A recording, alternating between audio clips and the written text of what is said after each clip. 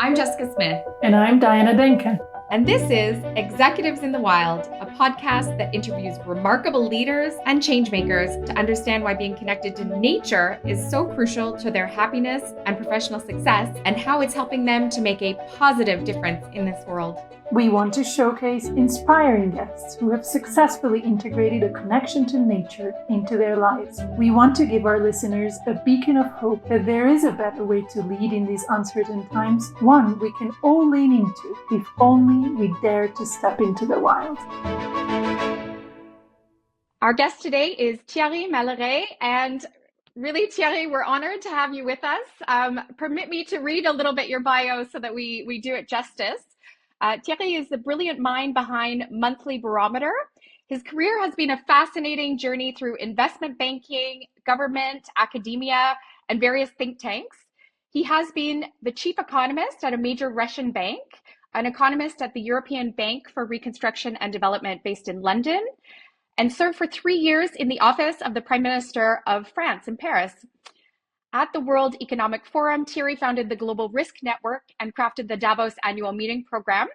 He has also served as a partner at Geneva-based IJ Partners and founded Rainbow Insight, an advisory boutique providing tailor-made intelligence to investors. He's also a successful author, including international bestsellers COVID-19, The Great Reset, and The Great Narrative for a Better Future, most recently a novel, as well as many other publications. In 2015, Thierry launched the Monthly Barometer Summit of Minds, a series of high-level meetings that combine hard thinking on major macro issues and the importance of personal well-being and the power of nature. Thierry thus achieved a serendipitous coming together of a lifelong enthusiasm for the great outdoors and the creation of world-class gatherings, which now take place around the globe.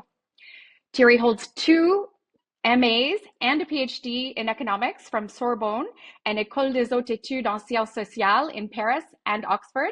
He's a sought-after speaker and advisor worldwide and is based between Chamonix, France, and 800 meters above Geneva in a small village nearby. So welcome, Thierry. Thank you again for joining us today. Thank you so much. Thank you for having me, Jessica and Diana.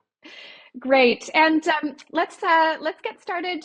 If you could tell us a little bit, Thierry, about yourself and how did your love of nature really start?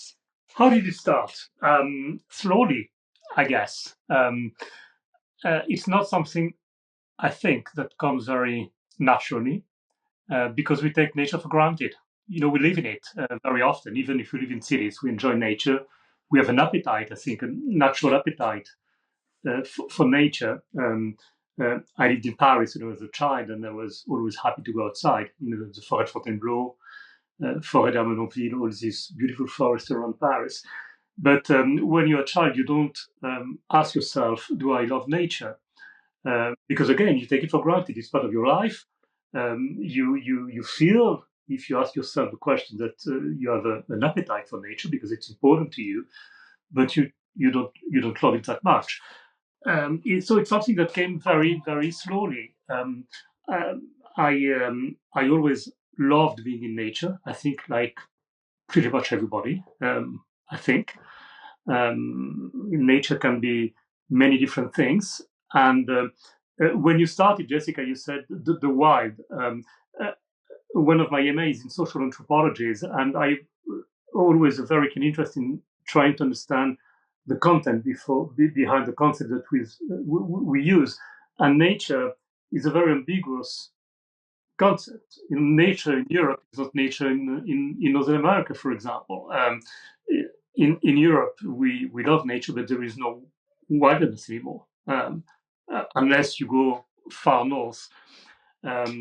Nature is very domesticated in this part of Europe where the three of us live.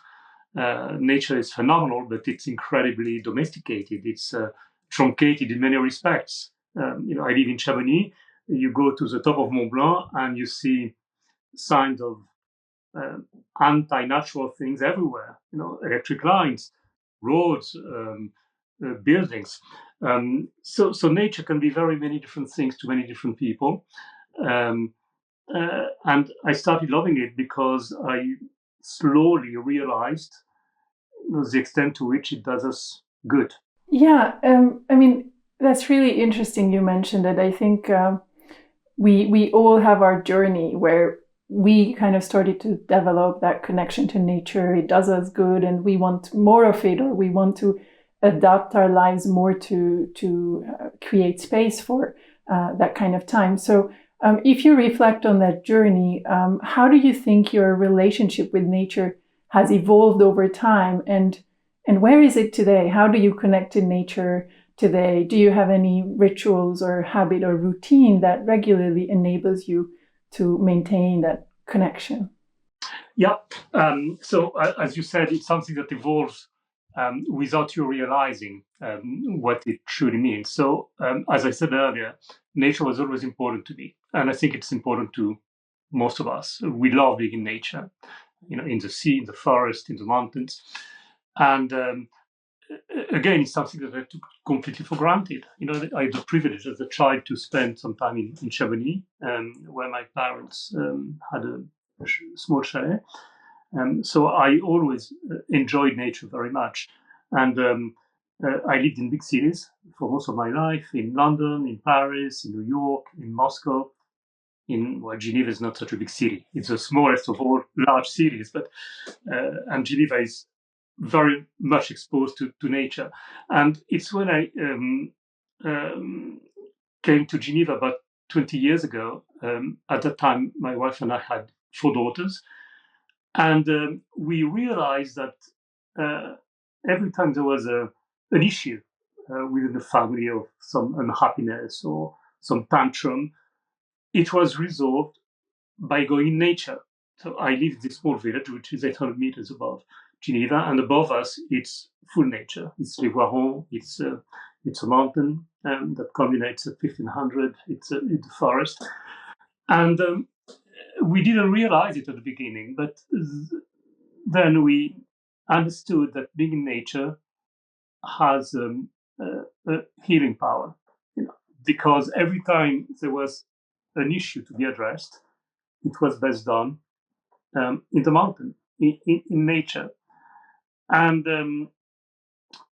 then by complete serendipity, I started about 12 years ago working for an institute in New York called the Global Wellness Institute.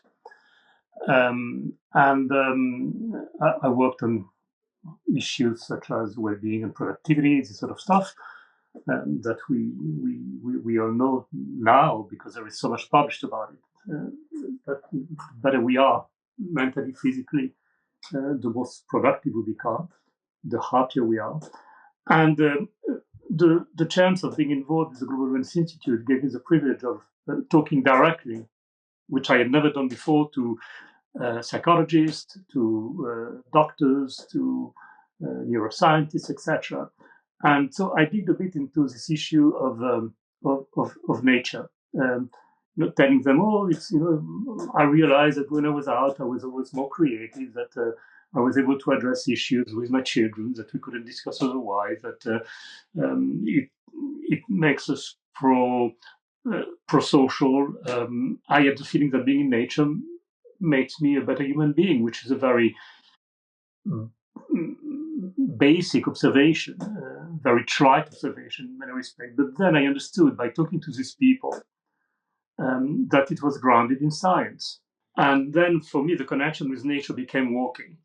And I wrote a book in 2016 or 17 called 10 Good Reasons to Go for a Walk. Because the best way to connect with nature is to walk in nature.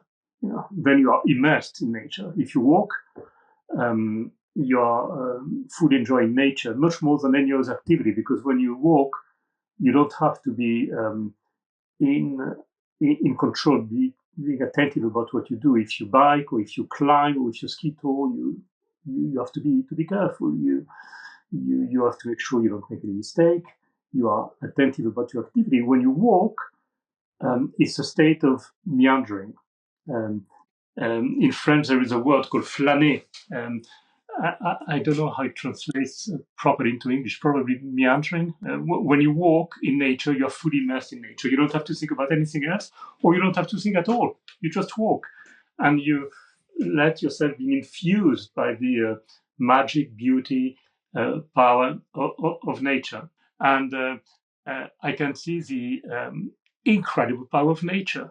I managed to take very senior business leaders, boards, executive committees to the mountains. We walk, we trek, we climb sometimes. I have another company in Chamonix called Mountain Pass, which specializes in taking these leaders to the high mountains by mountaineering or climbing. And it made me realize that there is a tremendous amount of appetence for nature. In reality, we want to be nature. We need nature. We need it for our cognitive well-being, for our physical well-being, and for our mental well-being. Yes, it really deeply resonates, and maybe just a little reflection on that, Thierry, because we live in a really fast-paced world, and most of our jobs are connected to being in front of screens and computers, or even interacting with people in a way that is it requires a concentrated focus. And what you're talking about when you're walking in nature is that open awareness, and it's very similar to what some Buddhist meditators, or in the Theravadan Buddhist, called an open mind meditation, where you're not concentrating and focusing your mind on a specific object, but you just let it as a wide angle take in whatever happens. And it's actually really relaxing, and it can lead to insights and more creativity. So of course, there is a lot of science behind this as well as ancient wisdom traditions. But still, I think many people are struggling to create space for that kind of habit in their daily lives, because the pressure to be present and perform in demanding jobs is just so high. And so the argument is, well, I don't have time to go for a walk, or I don't have time to immerse myself in nature. But actually, what I have found for myself at least, and I'm absolutely crystal clear on it, that I need that daily time in nature to show up as my best version at work and in life. And something I constantly notice here, I'm living in the Swiss mountains in Verbier, is that wherever I go, people are so happy. And you meet people on the street, everybody's kind. So it's a daily dose of nature. That's the medicine we all need. Yeah, absolutely. Couldn't be more in agreement with you. And I forgot one thing, going back in time. My last year at Davos, at the WEF doing Davos, in charge of Davos, was in 2007. And that year we did, the forum did a confidential survey with the members of the World Economic Forum. It was very confidential, asking the CEOs, the members of the WEF, how they felt. And the conclusion was that, I can give figures, but there was a very, very high number of CEOs of these global companies present in Davos that were in a state of quasi or existing burnout. So the people in the most critical positions, managing hundreds of thousands of employees worldwide, generating billions of revenues, were probably, in many cases, incapable of making the right decisions because they were in a state of burnout. Too much to do, not enough time, as you just said. And so I thought, well, I'm going to try to do a bit of observational evidence and ask those whom I know how they cope with this. And of course, the answer was going into nature. I realized that many CEOs, Swiss, European CEOs, had an appetite for the mountains. And in fact, it was salvation. These people went outside. There is a case which is now very very well known because there's written a book about it. But the former CEO of Danone used to climb at night, and between two trips, Emmanuel Faber, go for a climb, go for a walk, even if it was during the night, because he needed it. That's exactly what you said, Diana. That's the redemptive power of nature. And in fact, my assumption when I created the business was the more digital the world is going to become, the greater the appetite for analog activities, of which the icon is being in nature outside walking, biking, whatever. But being in nature is so essential to us and so vital to our well-being, and yet we ignore it in so many cases. Yes. I recently sat down with someone from the C-suite of a very large bank, and I think he was expecting I was going to pitch him something, and I just said, "Do you like to ski?" And he went, "Oh, I'm so glad to talk about skiing." But in the part of the world that we all live in, the seasons really dictate our lives. But actually, something Diana, myself, and our producer Robin have all been discussing is, our work world is agnostic to the season. It really expects something from us all year round. And Thierry, have you managed to adapt your life to the seasons as you're living it now? And I know you're rotating some of the Minds events as well. How is the season affecting your life, and how are you able to lean into these changes? The season, well, yes, of course, we adapt, and the beauty, we are all incredibly privileged because we live in a fantastic region in which the seasons are very clearly marked. And now being in nature in the Alps is a year-round possibility. Whether it's spring, winter, autumn, or whichever season, you have always something to enjoy in the mountains. And the premise of our activity is that people want to be outside. So, for example, we do a Summit of Minds in Canada, Banff and Quebec. We alternate between the two. And in Banff, we have it at the end of November. And last time it was minus 35 degrees Celsius. It was very, very cold and very beautiful. And we thought, we had internal discussions. Some people said, we can't take people outside by minus 35 and now have workshop. We call them walkshops, not workshops. Thinking by walking on monetary policy or governance transition by minus 35. But in fact, we did it, and people loved it. So you can be in nature, whatever the conditions are, and that's what nature is all about. You have to adapt to nature. You have to bend yourself to accommodate the demands that nature imposes upon you. In March, for example, we had a winter summit of mine, Jessica, to which I invited you. You couldn't come, unfortunately, but we had one of the days would be devoted to workshops on skis. So we ski toured. The weather was abominable. It was raining at a very high altitude. We couldn't see 5 meters away. But we went with very good mountain guides. We ski toured, and everybody loved it. So you realize that even when the conditions are very adverse, there is a distinct pleasure being in nature. Even under the wind, the absence of visibility, people loved it. People loved it. And this is what nature is all about. It also makes you understand, it's also a great lesson of humility. You understand how frail you can be.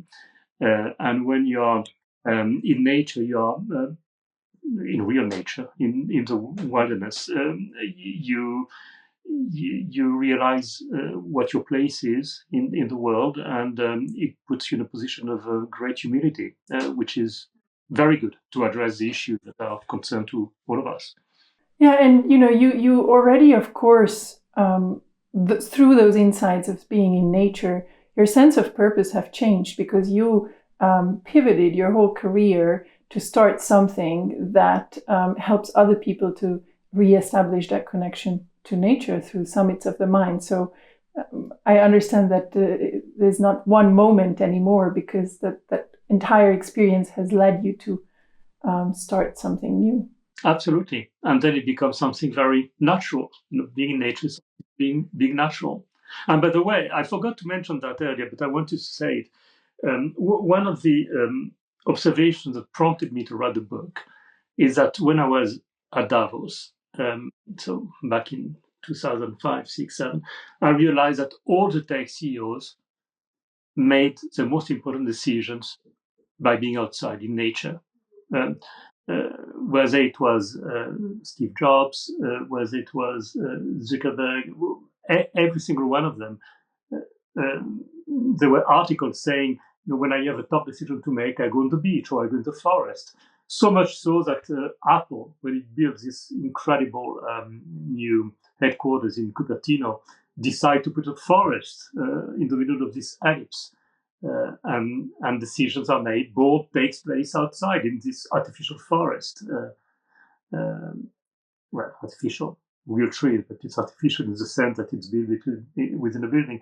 So I thought, why is it that the people who are dealing with the most, unnatural activities in the world, which is tech, which has little to do with nature, even though it degrades nature to a very large extent through water consumption, electricity, etc. But why is it that these people who are in tech are so obsessed with nature? And the answer is obvious, because they need it. I think that realization is firm in your life now, but did you have a personal moment earlier on where you had a challenge and, you felt like, I have to go to nature to resolve this challenge? Yes, I did. When I was in Moscow, I was the economist of a very large Russian bank. I was working incredibly hard during the crisis of 2008.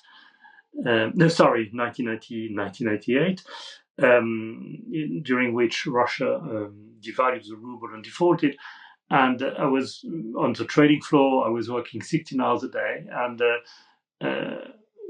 I was on the verge of a breakdown. I was exhausted. It was incredible. And Moscow is a very large city, 20 million people. It's a large city without much nature in it, very little parks. However, when you go outside of Moscow, nature is so abundant. You can walk from the outskirts of Moscow to Kamchatka through the woods for 8,000 kilometers. It's just huge. And I found it solace by going outside. So I took a car, drove 40 kilometers out of Moscow in the woods, and then I felt being in absolute nature, in this beautiful forest outside Moscow of large trees, yes, liberal, and and I didn't think, well, I need, nature is good to me, but I realized ex post, after it happened, that I survived intellectually by being able to go outside in the forest and benefiting from the soothing power of the trees, nature, the forest, like so many people do. Yes. I had a moment when I was running a consultancy, and one of my larger clients was really testing me. And I think intuitively, I had to start hiking before I could start the day, because I couldn't sort of muster the energy. And I think sometimes you do it intuitively, where your body knows, you need to go outside before you can, face the challenge. But then I think after that happens, a certain amount of time, then you realize the pattern, and you can start to be more intentional about making that space for nature. And Thierry, I think between Robin, our producer, Diana, and I, people often remark that the three of us juggle many responsibilities, many activities. But when I look at your CV, I really think, wow, Thierry's next level in terms of the number of things that you've accomplished and juggled, and how many things you handle today. Are you thinking about how nature allows you to be more productive? Do you feel that your time in nature, brings you back in a more energetic way when some of your work is in nature, but there are many parts of the behind the scenes role that you have, and the writing and the business side that require you to be behind a desk? Is nature part of what allows you to be productive? Undoubtedly. And well, today I'm at my desk because we are filming, and we need calm and silence. But I spend many hours every day on the phone with clients, and I think I spend 4 or 5 hours every day outside. My calls now, because of the technology, which has become so efficient, I can do them while biking, while walking, while ski touring in the winter. Um, it's very easy to be connected anywhere. And 3, 4, 5, 6 hours even of every day of work are spent outside. And it's a real privilege, and I have absolutely no doubt that it makes me much more efficient. If I could just share, when I was younger and I was growing up in Canada, most of the conservationists I knew were, hunters or fishers or, people who were really engaged in natural resource management and spent a long time in remote area like forestry. And when I went to university to study environmental studies, and actually I believe that conservation was conservative. I thought that there was an alignment between the right wing and conservation. And when I went to university, people really thought the opposite, that it was a left-wing issue. And so I've always had this duality that I'm still surprised that people believe that, nature is either a left-wing or a right-wing issue, because I think everyone can connect to nature in a different way. And if we actually make it an individual topic, it avoids the idea of being, politically polarized, because our experiences are each individual, no matter where you sit on the political spectrum. So I remember being informed that it was in one direction. I thought it was in the other, but over time I realized that it's personal to everyone. Absolutely. Jessica, you're so right. There should be an absolute consensus on that, and yet it's not the case. There is a fantastic paper written by a vice governor of the French central bank, who works at the ECB as well. And the paper is entitled, "If you destroy nature, you destroy the economy." And it's now common knowledge. I mean, everybody should understand. And yet, it's so much disputed within the academic community, the policy making community. So what is evident doesn't always percolate in a way that makes it evident for everybody. And yes. Concern for nature. And I think Margaret Thatcher was an early recognizer of climate change, and Ronald Reagan made some early legislation. So it didn't actually have this character before. So I hope we can get back to, and I think the topic of nature, when we personalize it, it's one that everyone can relate their human experience, whether they're concerned about the economy or they're concerned about education of their children. There's an angle that they can relate to.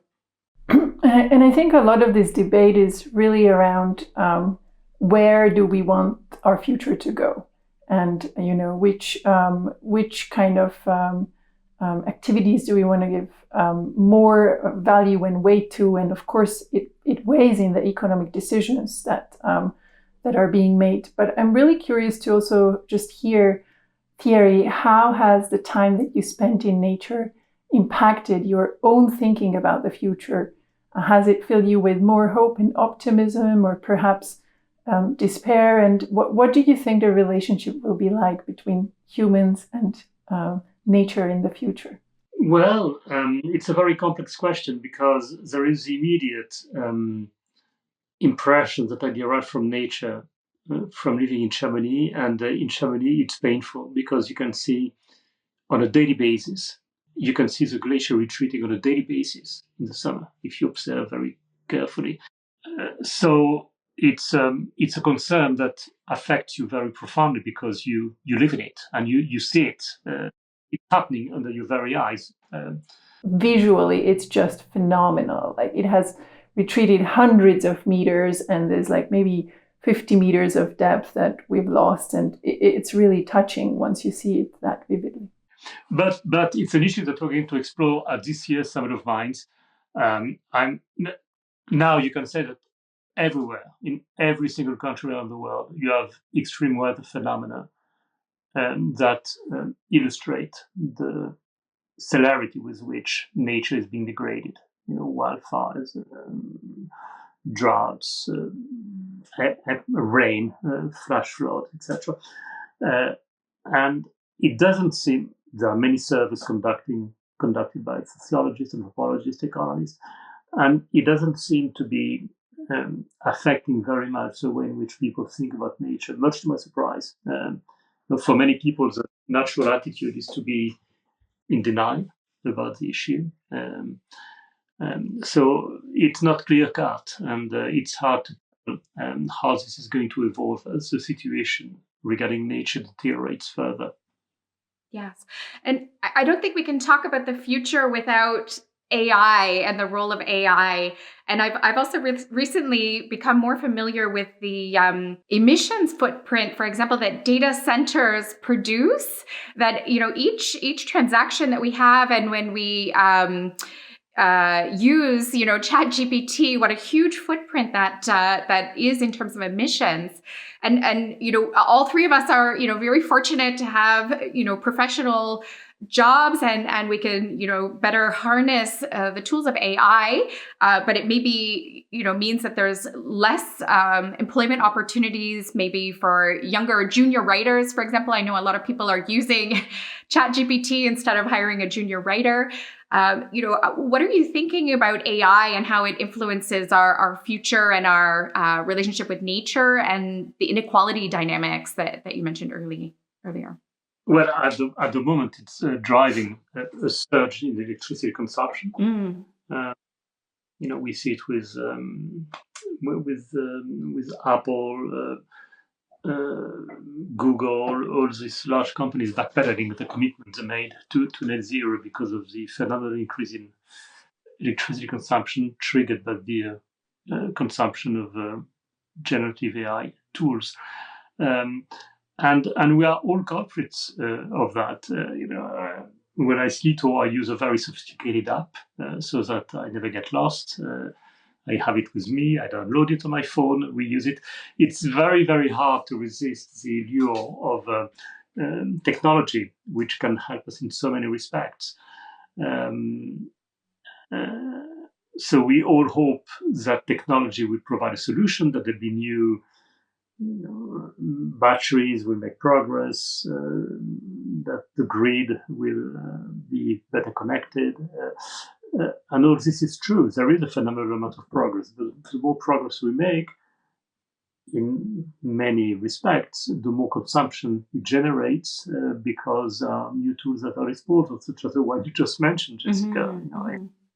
But bad for nature, even though we use it in nature because it helps us with not getting lost, with finding our way, with discovering new places. So it's a very complex equilibrium between supply and demand. So Thierry, as someone who spends such a lot of time in nature, what do you think we as individuals could all do to better protect nature? Well, we have to engage in individual activities, to improve the situation wherever we may be. I was always struck by a very simple remark made by David Blunkett, the former Home and Education Secretary of the UK, who comes to Chamonix every year. I'm mentioning him because he's blind, so he cannot see, but he enjoys nature tremendously. And every year I take him to the mountains. We walk up, and he loves it. He loves it, and it's a proof that you don't need to see nature to enjoy it. You have to feel it, which is the case of David. And David, who is a fantastic politician, always says, if you don't improve, if you don't do things at the very local level that people see and can feel in their daily life, you're never going to go anywhere. And I think it's true. We just need to act locally instead of devising big plans and big ideas and big policies, which are important, but which are beyond the realm of what we are capable of doing at an individual level. At an individual level, we need to do small things which go a long way in improving the situation at a very, very local level in a way that people can feel and appreciate. So, in my case, it was doing something with these startups and finding capital to help them grow, because I think they do a fantastic job. And if there is one small thing that the summit can deliver, is to generate some capital investment for these startups, which are in need of a lot of capital in order to be able to grow.